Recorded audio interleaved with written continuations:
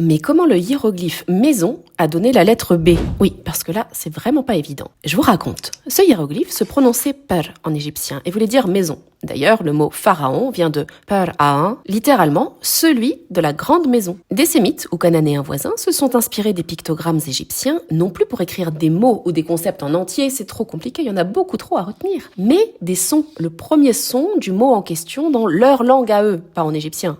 Et comme maison se disait bête, pour eux, eh bien ils ont écrit le son B comme bête avec ce signe, ce qui a donné l'alphabet phénicien. Les Araméens l'utilisèrent aussi et puis en firent petit à petit une écriture à eux en ouvrant le B, plus rapide à écrire. L'araméen se divisa vers l'alphabet hébreu, où l'on voit toujours cette boucle ouverte vers la gauche, mais aussi vers le syriaque, où l'ouverture bascule petit à petit vers le haut. Et enfin vers l'arabe, qui finit ce mouvement. D'ailleurs, maison se dit toujours bait ou bet en hébreu et en arabe. En hébreu, bet din, tribunal, veut dire maison du jugement, ou la ville de Bethléem, la maison du pain. Mais nos Phéniciens, grands commerçants et navigateurs, prêtèrent aussi leur alphabet aux Grecs, qui, eux, ajoutèrent une boucle au B. Et oui, les Étrusques les copièrent en arrondissant ces boucles, et leurs voisins latins s'emparèrent à leur tour de l'alphabet. Mais pourquoi les lettres changeaient souvent de sens à l'époque? Réponse ici. Dans ce livre extraordinaire, merveilleux, et même drôle parfois, écrit par votre très modeste servante qui raconte l'histoire des lettres. Les Phéniciens écrivaient de droite à gauche, mais pour les Grecs, les Étrusques et même parfois les Latins, il était courant d'écrire en boustrophédon, c'est-à-dire dans un sens et puis dans l'autre, de sorte que les lettres prenaient le sens d'écriture. On le voit ici dans ce texte grec. Le cas de Phanodico s'écrit de gauche à droite, et celui de Proconi